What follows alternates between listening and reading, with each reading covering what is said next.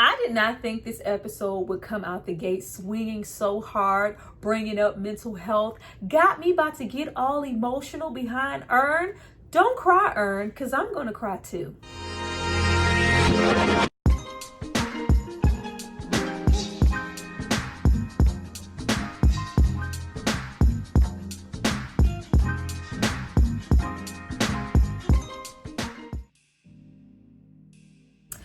Guys, welcome back to my channel. It's Tyra here with another struggle review, here to discuss Atlanta season 4 episode 2, the homeliest little horse.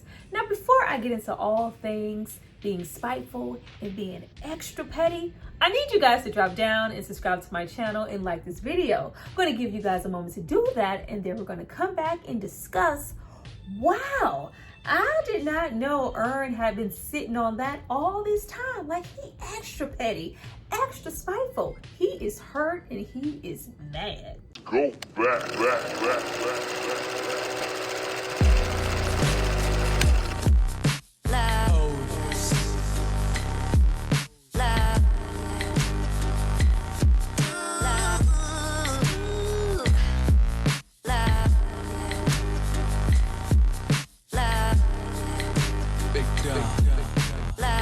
You guys have hopefully subscribed to see more of me. Let's get into this episode. Now, we start off by meeting a very white Lisa, ogling all at her black neighbor across the way to some Sierra, not any Sierra, oh goody Sierra. Hey you, it's me, turn the music down so you can hear my invitation.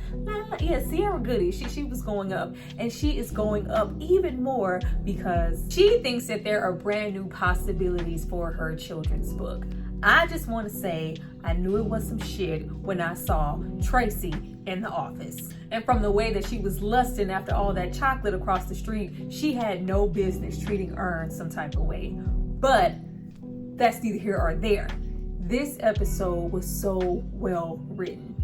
When we get to talking about therapy and mental health and Earn being made fun of, look how good I got him set up. He is set up and so financially well off that this nigga wants to pay for therapy. He wants to just give his money away because therapy and talking to someone is considered a waste of time. The episode threw so much my way so quickly that I had to go back, rewatch, and rewind. When we have simple stuff being stated and understated at the same time, we have Earn arriving to therapy, but he can't seem to stay off of his phone. Work is calling. Well, hell, I can't afford this therapy without the job. Like, so what exactly do you want me to do when the stress and tediousness of his job is probably contributing to why he even needs therapy in the first place? And then we get, not only the mental health, but we get into your physical health. We hear him talking about heart problems and how he's feeling like something is going on internally, but he's having to get second and third opinions because the doctors keep ignoring him and telling him that there's nothing wrong and it's all in his head. Like, when he said that they did it to Kim Porter and now they're doing it to me, it just goes to show that no matter where you are, your financial status, what you're rolling up with, probably the best as far as healthcare and insurance, you are still being gaslit, dismissed, ignored about something as serious as your health. And people don't understand just how disheartening it is to have to leave a doctor and get a second or third or fourth opinion for somebody to confirm or really do their due diligence to figure out what's wrong with you. Like, I absolutely hate that. Along with that, we also find out that Earn is planning to move, and he is stressed and having anxiety about the situation with how is this going to work with Lolly, how is this going to affect Van, trying to move out of state for work purposes. But amazingly, with all of this going on, he still found the time, the intricate time, to be petty and be spiteful.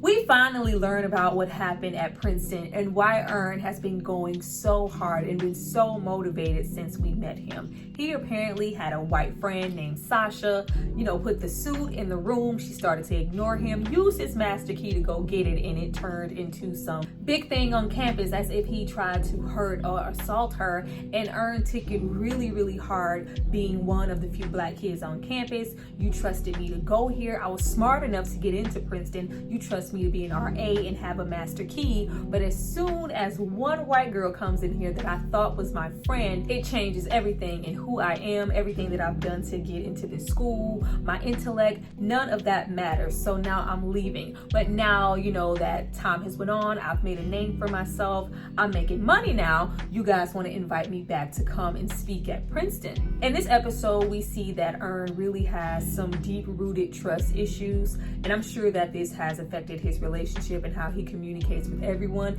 especially his relationship with Van. But we see that these trust issues aren't just solely stemming from the incident that he had with Sasha getting his suit. This started way back from childhood when he was touched or whatever by a family member. Like, I was not expecting when you were abused by a family member, this, affected your issues with trust, and we see Ern break down.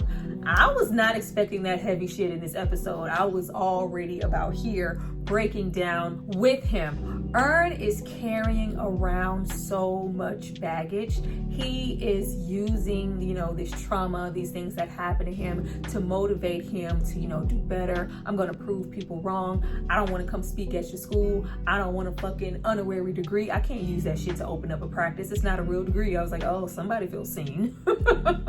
But he is using these things to motivate him, but he has yet to actually deal with the trauma. And for all of 5 minutes, I was proud of Ern in those moments. Like, he is dealing with it. He is purging. He is actually attending therapy. But I absolutely knew that the jig was up when we have Ern elaborate on the incident with him and Van in the airport, and the white woman, all the microaggressions, all that extra shit that was happening, to where, oh, this is faded, this is that, like, I'm still being treated some type of way. This is very much so the same situation with Sasha. I need to pay somebody back. And he is going on to talk about how he is internalizing all this spite and how, this is a good feeling to have. This is what's driving him. When the therapist brought out the pillow, we have him laying on the floor constantly, and he like, it's too much. It can't be therapy. I don't want to lay on the couch. I can only go so far. I'm gonna lay on the floor. But when we have the therapist get him the floor pillow, meaning, I feel like you're going to be here a while. I feel like we have a lot to, see through, and that we're going to need more sessions. But you see that Ern is internalizing that spite, opting to, not take the higher road. Oh, you gave me the tools I needed. I think I'm good now, looking for that quick fix, when we all know that any real healing is going to take time. But it's just like, no, I'm not even thinking about what's happening in this room. I'm thinking about the heifer at the airport that was racist towards me. And unlike when I was at Princeton, I was broke, I was being judged. Right now, I'm Ern, I have money, and I can do something about it.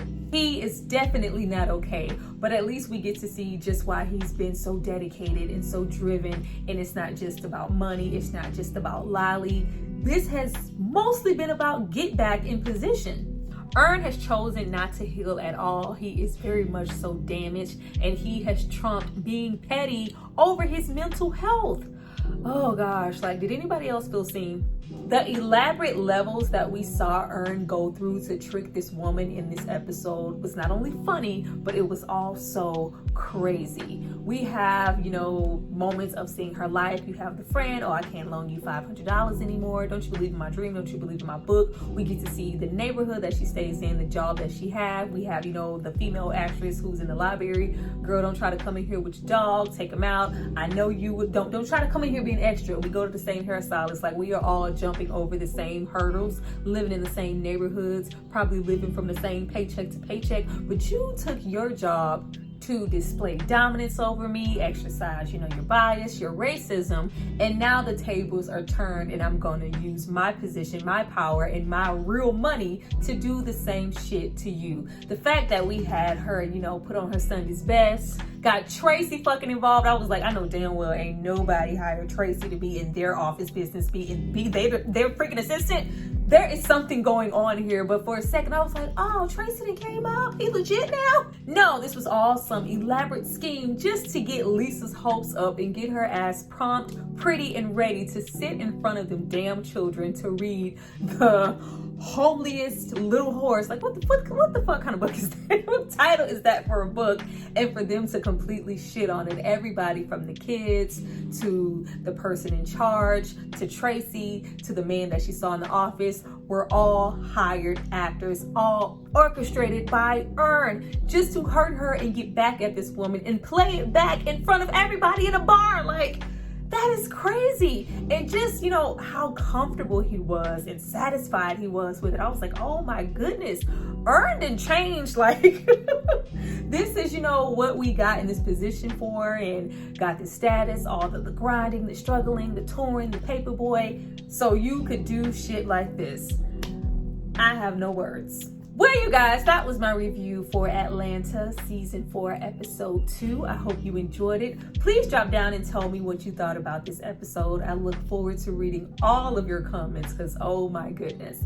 I see you guys next time for my next video. Bye.